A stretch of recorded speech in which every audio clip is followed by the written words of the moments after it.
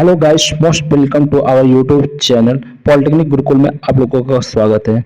आज आप लोगों के सामने बायोलॉजी के न्यू टॉपिक लार ग्रंथियां को लाए हैं। इससे पहले हम लोग 3 टॉपिक के बारे में पढ़ चुके थे। पाचन तंत्र में, डाइजेस्टिव सिस्टम में पहला था टॉपिक माउथ कैविटी, मुख गुहा, जीभ और दांत के बारे में पढ़ चुके हैं। चलो दोस्तों, बिना कोई बात के हम नए टॉपिक की शुरुआत करते हैं। लार ग्रंथियां क्या है? Salivary gland. मनुष्य में कुल 3 जोड़ी लार ग्रंथियां पाई जाती है, जो जीभ के नीचे तथा जीभ और गाल के किनारों पर पाई जाती है। दोस्तों, मनुष्य में लार ग्रंथियां कितनी जोड़ी पाई जाती हैं? 3 जोड़ी। वो कहाँ होती है? जीभ के नीचे और गाल के किनारों पर होती है। ये तो याद रहेगा दोस्तों।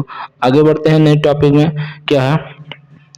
सबसे बड़ी लार ग्रंथि पैरोटिड ग्लैंड कहा जाता है जिसे, जबकि सबसे छोटी लार ग्रंथि को सबलिंगुअल ग्लैंड कहा जाता है। दोस्तों, सबसे बड़ी लार ग्रंथि अगर कोई पूछ ले तो क्या बताएंगे आप? Parotid gland. और सबसे छोटी लार ग्रंथि को क्या कहेंगे? Sublingual gland. तो याद रहेगा दोस्तों। आगे बढ़ते हैं कि लार ग्रंथि के द्वारा द्रव का स्राव होता है जिसे स्लाइवा लार कहा जाता है। लार का पीएच मान 6.6। दोस्तों, ये मोस्ट इंपॉर्टेंट आंसर है। इसको क्वेश्चन को याद रखिए, काफी एग्जामों में पूछ चुका है कि लार का पीएच मान कितना है? 6.6। आपको भूलना नहीं चाहिए दोस्तों। ये जो क्वेश्चन हर एग्जामों में पूछा जाता है। ठीक है, तो लार का पीएच मान कितना है? 6.6। ओके दोस्तों, आगे बढ़ते हैं। स्लाइवा।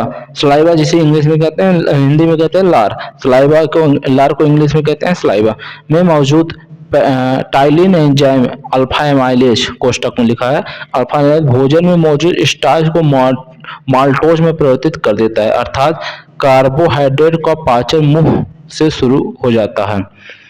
दोस्तों, इसमें बताया गया है, तो दोस्तों जैसे कि बताया गया कि स्लाइवा में जो मौजूद टाइलिन एंजाइम होता है, भोजन में मौजूद स्टार्च स्टार्च को वो माल्टोज में परिवर्तित करता है।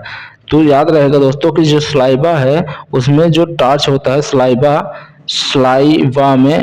क्या होता है? हमारा लार है। जब मुख में क्या पाया जाता है? हमें लार पाया जाता है। लार में कौन सी एंजाइम पाई जाती है? टाइलिन। लार में कौन सी एंजाइम पाई जाती है? टाइलिन। ठीक, टाइलिन, इसे टाइलिन कहते हैं। ठीक, टाइलिन एंजाइम किसमें पाई जाती है? लार में। तो लार में जो टाइलिन एंजाइम पाई जाती है वो भोजन में मौजूद स्टार्च। देखो दोस्तों, हम कुछ भोजन जो करते हैं उसमें विभिन्न प्रकार के पोषक तत्व तो पाए जाते हैं, जैसे कार्बोहाइड्रेट हुआ, ग्लूकोज हुआ, स्टार्च हुआ, सुक्रोज हुआ। तो अन्य पदार्थों से हमें अन्य भोजन, विटामिन, कार्बोहाइड्रेट, अन्य चीजें मिलती रहती है। उसी प्रकार जब हम भोजन करते हैं, भोजन में क्या पाया जाता है? भोजन में मौजूद स्टार्च जो होता है उसको माल्टोज में परिवर्तित कर देता है। कौन परिवर्तित करता है दोस्तों? स्लाइवा में प्राप्त पाया जाने वाला टाइलिन एंजाइम। टाइलिन एंजाइम कहाँ पाया जाता है? स्लाइवा, हमारे लार में। लार जो होता है भोजन में मौजूद स्टार्च को माल्टोज में परिवर्तित करता है। कौन परिवर्तित करता है? Ptyalin enzyme. अर्थात कार्बोहाइड्रेट का पाचन मुंह से शुरू हो जाता है। कार्बोहाइड्रेट का पाचन कहाँ शुरू होता है? मुंह से। कार्बोहाइड्रेट किसमें पाया जाता है? जैसे आलू हम खाते हैं उसमें कार्बोहाइड्रेट पाया जाता है दोस्तों। चलो आगे बढ़ते हैं दोस्तों। यदि लार में लार एमाइलेज की कमी हो तो स्टार्च का शर्करा में विघटन प्रभावित होता है। क्या कहा है दोस्तों? लार में लार एमाइलेज की कमी हो। एमाइलेज मतलब टाइलिन एंजाइम, अल्फा एमाइलेज मतलब लार एमाइलेज मतलब टाइलिन एंजाइम। अगर आपके हमारे लार में अगर एमाइलेज एंजाइम मतलब टाइलिन एंजाइम की कमी हो जाती है तो स्टार्च का शर्करा में विघटन प्रभावित होता है। ये एनसीईआरटी का बहुत ही मोस्ट चीज, ये बहुत मोस्ट क्वेश्चन पूछता है एनसीईआरटी में। एनसीईआरटी एग्जाम्पल आपको दिया गया है कि लार में, अगर लार में आपको कौन सी एंजाइम की कमी हो? टाइलिन एंजाइम, जिसे क्वेश्चन में कहते हैं अल्फा एमाइलेज। इस एमाइलेज की अगर कमी हो जाती है तो स्टार्च का शर्करा में विघटन प्रभावित होता है, मतलब विघटन होने से रोकता है। अगर इसकी कमी हुई तो विघटन नहीं हो पाता। तो आसान शब्दों में हम कह सकते हैं कि अगर एमाइलेज की हमारे लार में कमी होती है तो कार्बोहाइड्रेट जैसे आलू खाते हैं उसका विघटन पचता कम है। समझ सकते हैं दोस्तों। पाचन तंत्र में पचेगा तभी तो हमारे शरीर को ऊर्जा प्राप्त होगी। तो उसी प्रकार टाइलिन की कमी होने से हमारा जैसे कार्बोहाइड्रेट का पाचन कम होगा। ठीक, कभी कभी पैरोटिड ग्लैंड, आगे पढ़ते हैं दोस्तों, कभी कभी पैरोटिड ग्लैंड में विषाणु से संक्रमण हो जाता है जिससे लाल ग्रंथि में सूजन आ जाती है, जिसे मम्प्स नामक बीमारी हो जाती है। मम्प्स मतलब क्वेश्चन गलसूआ। पैरोटिड ग्लैंड का कहाँ पाया जाता है हमारा? पैरोटिड ग्लैंड लार में पाया जाता है। सबसे बड़ी लार ग्रंथि कौन सी है? Parotid gland. ठीक, पैरोटिड ग्लैंड में जब कौन सा विषाणुओं, जैसे कोई विषाणु हुआ, जब हमारे शरीर में बहुत सारे विषाणु पाई जाती है, मतलब आते हैं, उसमें विषाणु का संक्रमण जब ज्यादा हो जाता है तो उससे लाल ग्रंथि में सूजन आ जाती है। लाल ग्रंथि में सूजन आ जाती है जिससे सूजन आने से हमारा गला सूज जाता है, जिससे गलसूआ रोग हो जाता है। आपने गांव में आसपास किसी को देखा होगा कि ये रोग अधिक पहले प्रभावित करता था, अब इसका दवा अच्छा से होने लगा, जिससे अब ये रोग बहुत कम हो गया है। ठीक है दोस्तों, आगे बढ़ते हैं। क्या है तो दोस्तों, अगला टॉपिक है अमाशय। इससे पहले जो हम टॉपिक पढ़ चुके हैं लार ग्रंथियां, सलाइवरी ग्लैंड, इसके बारे में अगर कोई डाउट हो तो आप कमेंट जरूर कीजिएगा दोस्तों।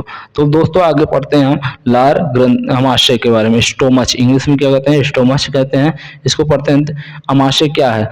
माउथ कैविटी के बाद भोजन पेरिस्टलिस के द्वारा ओसोफेगस से होते हुए स्टोमच अमाशय में पहुंचता है। स्टोमच डबल बार हो गया दोस्तों, इधर स्टोमच में पहुंचता है ये, तो आप इसे समझ के चलिए, एक ही बार है, स्टोमच में पहुंचता है। ठीक, अमाशय में पहुंचता है। स्टोमच इंग्लिश में, हिंदी में अमाशय, इंग्लिश में स्टोमच जिसे कहते हैं। माउथ कैविटी के बाद भोजन पेरिस्टलिस मोमेंट को हिंदी में कहते हैं क्रमाकुंचन गति द्वारा।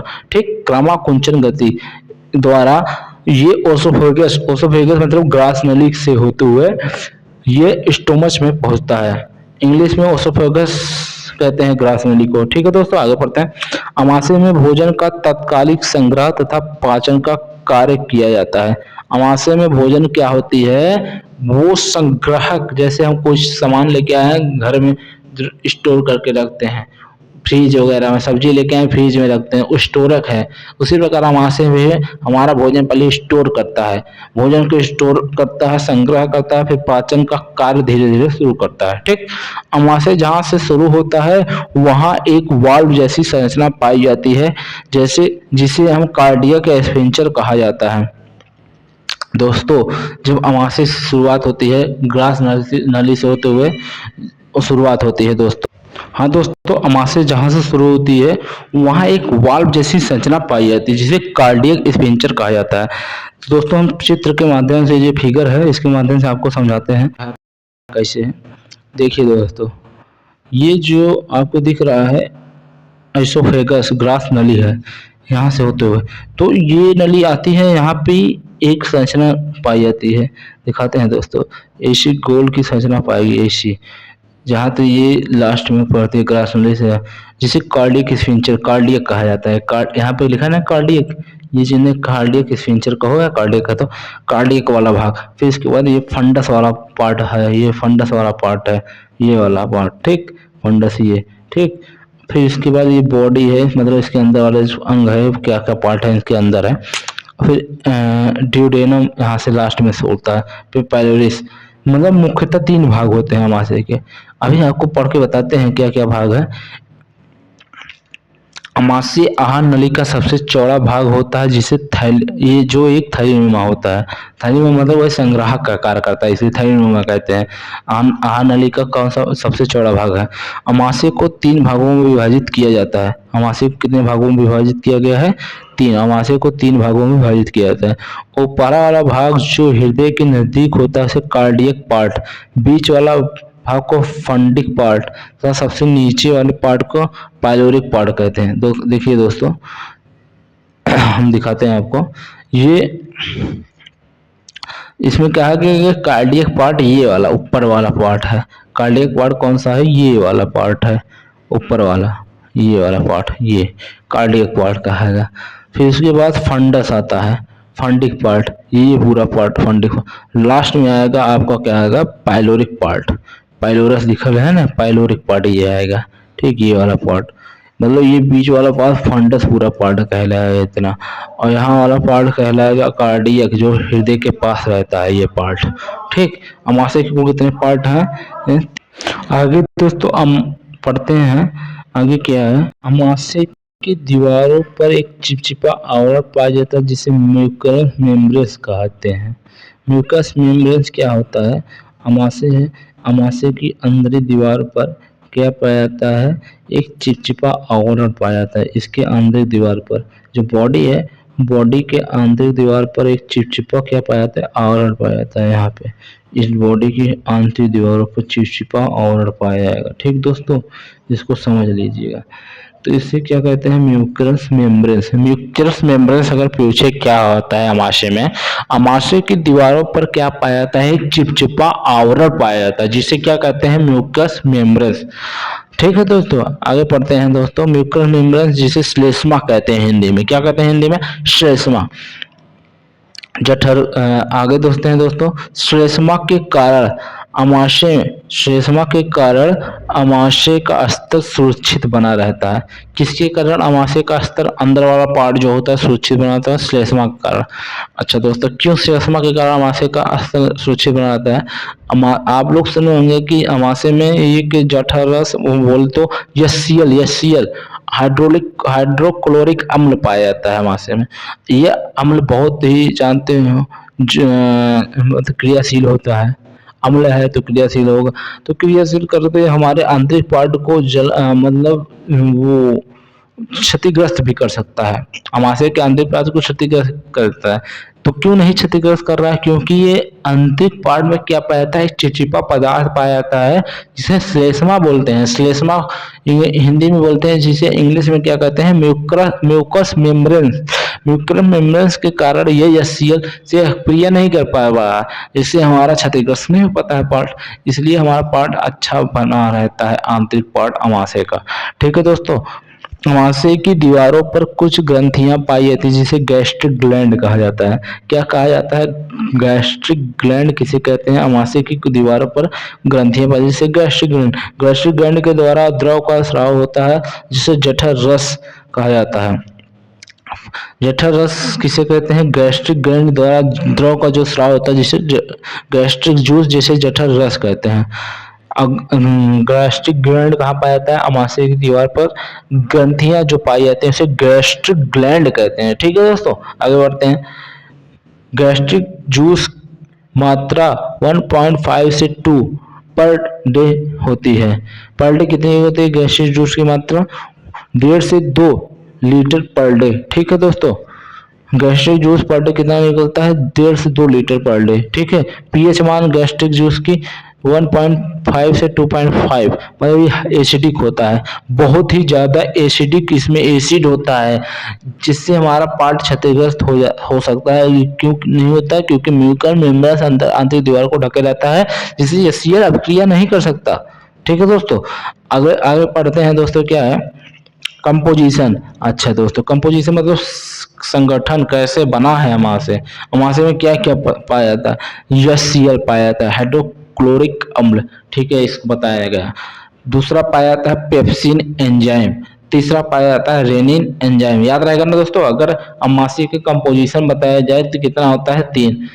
पहला है HCl, दूसरा है पेप्सिन एंजाइम, तीसरा है रेनिन एंजाइम। ठीक है दोस्तों, यदि पूछ लिया जाए कि गैस्ट्रिक जूस जिसे हम जठर रस कहते हैं उसका पीएच मान कितना होता है? 1.5 से लेके 2.5, मतलब 1.5 से लेके 2.5 होता है पीएच मान।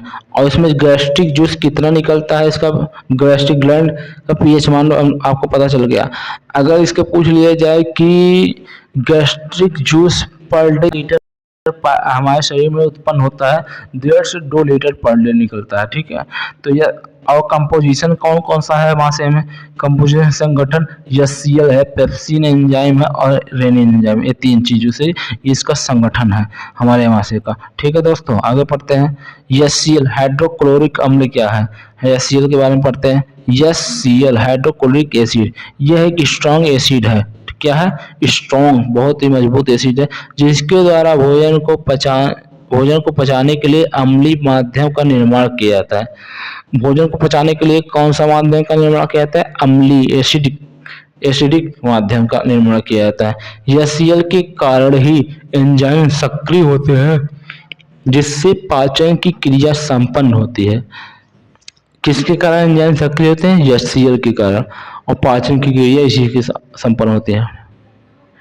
एचसीएल भोजन में मौजूद हानिकारक पदार्थों को नष्ट करने का कार्य करता है। ठीक है, हानिकारक पदार्थों को नष्ट भोजन में कौन करता है? एचसीएल। अमाशय में कहाँ पाया जाता है? एचसीएल अमाशय में पाया जाता है। अमाशय का पार्ट कंपोजिशन है, अमाशय के 3 कंपोजिशन है, एचसीएल, पेप्सिन एंजाइम और रेनिन एंजाइम। ठीक है, एचसीएल के बारे में हमने पढ़ चुका। एचसीएल भोजन में उपस्थित जीवाणुओं का नाश करता है, हानिकारक पदार्थों का भी नाश करता है। एचसीएल के कारण जो एंजाइम सक्रिय होते हैं जिससे पाचन की क्रिया संपन्न होती है। और तीसरा है कि यह स्ट्रॉन्ग एसिड है जिसके द्वारा भोजन को पचाने के लिए अम्लीय माध्यम का निर्माण किया जाता है। ठीक है दोस्तों, आगे पढ़ते हैं। पेप्सिन एंजाइम क्या है? पेप्सिन एंजाइम अभी हमने पढ़ा है कि अमाशय के दूसरा पार्ट है पेप्सिन एंजाइम। यह भोजन में मौजूद प्रोटीन को पेप्टोन्स में परिवर्तित करता है। प्रोटीन को पेप्टोन्स में बदलने का कौन कार्य करता है? Pepsin enzyme. यह समान प्रोटीन का पाचन करता है। पेप्सिन एंजाइम किसका पाचन करता है? समान एंजाइम का। ठीक है दोस्तों, आगे बढ़ते हैं दोस्तों। रेनिन एंजाइम तीसरा पार्ट है अमाशय का, रेनिन एंजाइम। रेनिन एंजाइम क्या है?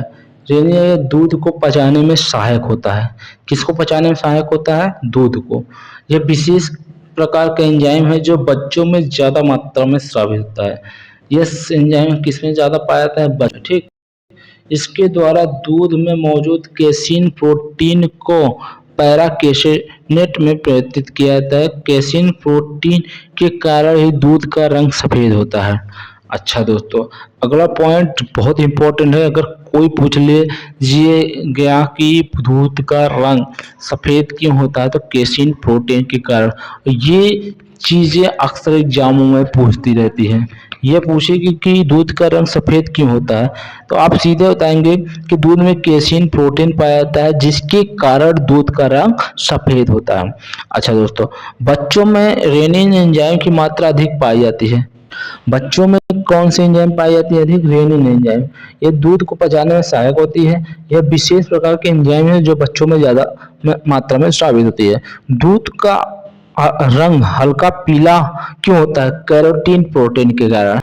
पूछे दूध का रंग हल्का पीला क्यों होता है? कैरोटीन प्रोटीन के कारण। ये अक्सर एग्जाम में पूछा जाता है दोस्तों, इसको नोट कर लीजिएगा, बहुत इंपॉर्टेंट है, दिमाग में बैठा लीजिएगा। ठीक है दोस्तों, दूध का रंग हल्का पीला किस कारण होता है? कैरोटीन प्रोटीन का। दूध का रंग सफेद क्यों होता है? केसीन प्रोटीन के कारण। बच्चों के लिए दूध को सर्वोत्तम आहार माना जाता है, लेकिन आयरन और विटामिन सी की नहीं होने के कारण इसे कंप्लीट फूड नहीं माना जाता है। याद रखिएगा दोस्तों, अगर दूध में आयरन और विटामिन भी मिलने लगे तो दूध को कैसा फूड कहेंगे? कंप्लीट फूड, संपूर्ण आहार इसे कहते हैं। माँ का दूध बच्चों के लिए सर्वोत्तम आहार है क्योंकि माँ के दूध में एंटीबॉडी प्रतिरक्षी पाया जाता है जिससे रोगों की सुरक्षा मिलती है। अक्सर सुनते होंगे कि बच्चों को अपनी माँ का दूध 6 महीने तक पीना चाहिए कम से कम। ठीक है दोस्तों, तो दूध को अवश्य पीना चाहिए। ये संपूर्ण आहार नहीं कर सकते, लेकिन इसमें जो विटामिन, कैल्शियम और अन्य पोषक तत्व मिलते हैं वो अन्य पदार्थों में खाने से उतना अच्छा हमको मिल नहीं पाता। ठीक है दोस्तों, हाँ, और दूध को संपूर्ण आहार की कैटेगरी में इसलिए नहीं रखा गया है क्योंकि इसमें आयरन और विटामिन सी की नहीं पाया जाता है, इसलिए इसको संपूर्ण आहार की कैटेगरी में नहीं रखा गया। मिश्रित भोजन पूर्ण आहार की श्रेणी में माना जाता है। मिश्रित भोजन अगर हम भोजन कर रहे हैं तो दाल चावल रोटी सब्जी वगैरह तो खाते हैं, उसके साथ हमें सलाद भी लेना चाहिए। जैसे गाजर हुआ, मूली हुआ, चुकंदर हुआ, इन सबका हमें सेवन करना चाहिए जिससे हमारा भोजन मिश्रित हो जाए। उसके बाद हमें दही खाना चाहिए।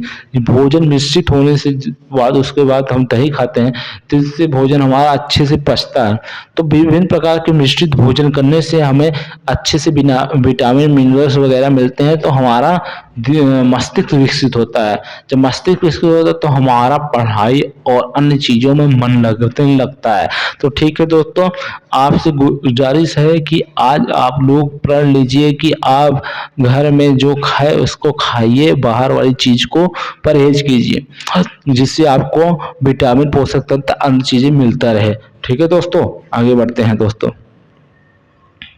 तो छोटी आंत के बारे में पढ़ते हैं। क्या है दोस्तों? छोटी आंत, स्मॉल इंटेस्टाइन, इंग्लिश में क्या कहते हैं? Small intestine. ठीक है दोस्तों, छोटी आंत के बारे में ये फिगर बहुत इंपॉर्टेंट है, इसको देख लीजिए इसमें क्या क्या है। तो इसमें देखते हैं कि फिगर में क्या है छोटी आंत के बारे में। स्टोमच ये आपको पढ़ाया गया अभी अभी। ये क्या है? स्टोमच का कौन सा पार्ट है? Cardiac part. स्टोमच के 3 पार्ट होते हैं, कार्डियक पार्ट होते हैं और क्या बताया गया था इसमें भी? पाइलोरिक पार्ट होता है और फंडस पार्ट होता है। ठीक, 3 पार्ट होते हैं स्टोमच के, इसके बारे में बताया गया। अब देखो, स्टोमच जहां से लास्ट होता है, अंत होता है, वहां से क्या कौन सा पार्ट से होता है? ड्यूडेनम। कौन सा पार्ट है ये? ड्यूडेनम किसका पार्ट है? ड्यूडेनम छोटी आंत का। ड्यूडेनम किसका पार्ट है? छोटी आंत का। यहाँ से शुरू है छोटी आंत का पार्ट यहाँ तक। ठीक, इसको ध्यान में रखिए। ड्यूडेनम के बाद जिजेनम, तीसरे इलियम। ड्यूडेनम, जिजियम, इलियनम और सीकम ये पार्ट नहीं माना जाता है, किस मतलब इसी में आता है, लेकिन मुख्यतः 3 पार्ट है, ड्यूडेनम, जिजेनम, इलियम। किसके पार्ट है ये छोटी आंत की, स्मॉल इंटेस्टाइन। और स्टोमच के 3 पार्ट हमें बांटा गया है। क्या क्या बताया गया है? कार्डियक पार्ट, फिर फंडस पार्ट, फिर पाइलोरिक पार्ट। ठीक, याद रखिएगा दोस्तों। ठीक, आगे बढ़ते हैं, इसमें क्या क्या है आगे बढ़ते हैं। ये आहार नाल का सबसे लंबा भाग है। कौन सा भाग है सबसे लंबा भाग? किसका भाग है ये? आहार नाल का। मतलब जो भोजन है जहां से पचता है, इस सबको मिला दिया जाए, उन सबका सबसे लंबा भाग कौन सा है? आहार नाल का सबसे लंबा भाग कौन सा है? छोटी आंत। छोटी, जिसकी लंबाई कितनी होती है? 6 से 8 मीटर होती है। कितनी होती है? 6 से 8 मीटर होती है। किसकी होती है? छोटी आंत, स्मॉल इंटेस्टाइन, इंग्लिश में स्मॉल इंटेस्टाइन कहते हैं। अमाशय में पाचन क्रिया संपन्न होने के बाद भोजन छोटी आंत में पहुंचता है, जहां भोजन का पाचन तथा अवशोषण की क्रिया की जाती है। अमाशय में किसकी पाचन क्रिया होती है? भोजन की पाचन क्रिया होती है। अमाशय में पाचन क्रिया संपन्न होने के बाद भोजन छोटी आंत में पहुंच जाए। कहाँ पहुंचता है? छोटी आंत में। छोटी आंत से कौन सा पार्ट जुड़ा है? छोटे अमाशय से कौन सा पार्ट जुड़ा है छोटी आंत का? डुडेनम। डुडेनम के बाद जिजेनम, जिजेनम के बाद इलियम। इसको शॉर्ट में बताते हैं हम आपको। डी एक हुआ आपका, डी फिर जे फिर आई, ड्यूडेनम, जिजेनम, इलियम। याद हो जाएगा ना दोस्तों? DJI, DJI, डीजे आप लोग देख लेते हैं तो वहां पे पहुंच जाते हैं, आ जाते हैं। DJI याद रहेगा ना दोस्तों? DJI। ठीक, डीजे मतलब डी मतलब ड्यूडेनम, जे मतलब जिजेनम, फिर आई मतलब इलियम। ठीक है दोस्तों, अब देखिए दोस्तों, संपूर्ण आहार नाल की लंबाई कितनी होती है? 10 मीटर। और छोटी आंत की लंबाई कितनी होती है? 6 से 8 मीटर। ये हमारी बात को गौर कीजिए दोस्तों, ये क्वेश्चन हमेशा पूछता है कि छोटी आंत की लंबाई कितनी है? लगभग 6 से 8 मीटर। कितनी है? 6 से 8 मीटर। और संपूर्ण आहार नाल की लंबाई कितनी है? 10 मीटर लगभग। ठीक, लगभग में है। ठीक, पाचन संबंधी सबसे अधिक कार्य छोटी आंत में होती है। कोई पूछे पाचन का संबंधित हमारे शरीर में जो पाचन क्रिया होती है उससे संबंधित सबसे अधिक कार्य किस अंग में होता है? किस पार्ट में होता है, उस सीधे बताएंगे कि आप छोटी आंत हमारा सबसे अधिक कार्य करता है भोजन को पचाने में। छोटी आंत 3 भागों में विभाजित होता है। ये बताया गया दोस्तों कि छोटी आंत मैंने बताया था कि 3 भागों में बताया डीजे आई मतलब डी से ड्यूडेनम, जे से जीलियम, जेजेनम, फिर आई से इलियम। तो ड्यूडेनम क्या है दोस्तों, आगे पढ़ते हैं। ड्यूडेनम छोटी आंत का पार्ट है, ये मैंने बताया। यह अमाशय के बाद एक यू आकार की संरचना होती है जिसमें यकृत, लीवर तथा अग्नाशय पैंक्रियाज खुलते हैं, जिसके द्वारा द्रव स्रावित होता है। यह द्रव एंजाइम को सक्रिय करते हैं जिससे भोजन का पाचन होता है। क्या बताया गया दोस्तों अमाशय के बारे में, ड्यूडेनम के बारे में। ड्यूडेनम अमाशय के बाद यू आकार की संरचना होती है। ड्यूडेनम का आकार कैसे, ड्यूडेनम यू आकार का होता है दोस्तों, जिसमें कौन सी चीज खुलती है, लीवर, यकृत जिसे कहते हैं, अग्नाशय, पैंक्रियाज खुलते हैं, इसके द्वारा एक द्रव स्रावित होता है जो यह द्रव एंजाइम को सक्रिय करते हैं। यह द्रव को सक्रिय करते हैं मतलब एंजाइम को सक्रिय, जिससे भोजन का पाचन होता है। ड्यूडेनम में आगे वाला भाग जीजेनम कहलाता है। ड्यूडेनम के आगे वाला भाग क्या कहलाता है, जीजेनम, और जो भोजन को छोटी आंत के नीचे वाले हिस्से में पहुंचाने का कार्य करता है। जीजेनम में पाचन संबंधित कोई भी रासायनिक कार्य नहीं होता। जीजेनम में क्या से कार्य नहीं होता है, पाचन संबंधित कोई भी रासायनिक कार्य नहीं होता। इलियम लास्ट वाला पार्ट है इलियम। इलियम को बताते हैं दोस्तों, ये छोटी आंत का सबसे नीचे वाला हिस्सा है जो कई घुमावदार नलियों के रूप में पाया जाता है। इलियम क्या है, यह छोटी आंत का तीसरा पार्ट है जिसे इलियम कहते हैं। डीजे आई, डी से डीजेनम, जे से जीजेनम, ई से इलियम। छोटी आंत का कौन सा पार्ट है, तीसरा वाला हिस्सा। यह छोटी आंत का सबसे नीचे वाला हिस्सा होता है जो कई घुमावदार नलियों के रूप में पाया जाता है। छोटी आंत में निम्न एंजाइम साबित होते हैं, इजिप्शियन, सुक्रोज, माल्टोज, लैक्टोज, लिपेज। कौन कौन से एंजाइम होते हैं, इजिप्शियन, सुक्रोज, माल्टोज, लैक्टेज, लाइपेज। इन सबको याद नहीं करता, लेकिन दोस्तों पढ़ लीजिए, सबको नहीं याद करना है। अगर पूछे कि छोटी आंत का कितने पार्ट होते हैं, 3 पार्ट होते हैं। नाम बता दीजिए, ड्यूडेनम, जेजेनम, इलियम। ड्यूडेनम का आकार कैसा होता है, यू आकार का होता है। कैसा होता है, यू आकार का। ड्यूडेनम के बाद क्या आता है, जीजेनम। जीजेनम क्या होता है, जीजेनम का आकार क्या है, पाचन संबंधित कोई भी रासायनिक कार्य नहीं करता। जीजेनम क्या करता है, पाचन संबंधित कोई भी रासायनिक कार्य नहीं करता। नोट कर लीजिए इसे दोस्तों, बहुत इंपॉर्टेंट है। जीजेनम जो भोजन को छोटी आंत के नीचे वाले हिस्से में पहुंचाने का कार्य करता है। जीजेनम का कार्य क्या है कि जीजेनम जो भोजन को छोटी आंत के सबसे नीचे वाले हिस्से में पहुंचाने का कार्य करता है। और इलियम के बारे में बताते हैं दोस्तों, ये छोटी आंत का सबसे नीचे वाला हिस्सा होता है जो कई घुमावदार नलियों के रूप में पाया जाता है। छोटी आंत में कितने निम्न प्रकार के एंजाइम पाए जाते हैं, इसके बारे में बताया गया, Egyptian, sucrose, maltose, lactase, lipase. आगे बढ़ते हैं दोस्तों, छोटी आंत में भोजन का पाचन। छोटी आंत में भोजन का पाचन संपन्न होने के बाद बचे हुए भोज्य पदार्थों को अवशोषित करने का कार्य छोटी आंत में मौजूद विल्ली द्वारा होता है। विल्ली जो घुमावदार कुंडियां होती हैं, इसे विल्ली कहते हैं। अभी आपको दिखाते हैं दोस्तों, विल्ली के कारण छोटी आंत के पृष्ठ क्षेत्रफल में वृद्धि होती है, जिससे अवशोषण का कार्य आसानी से किया जाता है। क्वेश्चन पूछता है कि मनुष्य शरीर में अवशोषण का कार्य आसानी से किस पार्ट द्वारा किया जाता है, किस ग्रंथि या पार्ट द्वारा किया जाता है। तो आप बता सकते हैं किस भाग द्वारा किया जाता है, वो बता सकते हैं विल्ली। छोटी आंत में उपस्थित विल्ली के कारण छोटी आंत के पृष्ठ क्षेत्रफल में वृद्धि होती है, जिससे अवशोषण का कार्य आसानी से किया जाता है। ठीक है दोस्तों, आगे बढ़ते हैं। अभी देखते हैं इसकी हम विल्ली कहाँ है, और इसके हम पार्ट को और फिगर को देखते हैं। ठीक, ये देखिए दोस्तों, जीजेनम यही सब है ना, तो इसी में विल्ली पाया जाता है। ये घुमावदार जो है ये विल्ली कहलाते हैं। ठीक है, इसी में जीजेनम है, इसी में विल्ली भी है। ठीक है दोस्तों, कोई दिक्कत हो बताइएगा। अगर कोई भी आपको डाउट हो तो कमेंट अवश्य कीजिएगा हमारे इस वीडियो पे। ठीक है दोस्तों। और दोस्तों आप हमारे साथ बने रहिए दोस्तों, आपको डेली बेस ऐसे ही वीडियो लाया जाएगा।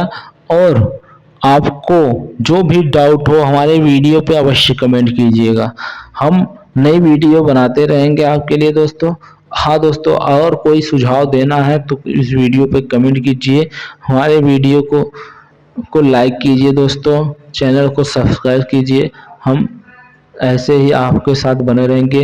यदि कोई डाउट हो बताइए दोस्तों। धन्यवाद दोस्तों, आज के लिए इतना है। आगे हम बड़ी याद के बारे में पढ़ेंगे, उसके बाद धीरे धीरे चैप्टर को धीरे धीरे समाप्ति के राह पर जाएगी दोस्तों। ठीक है दोस्तों, आज के लिए इतना है। जय हिंद, वंदे मातरम, राधे राधे दोस्तों।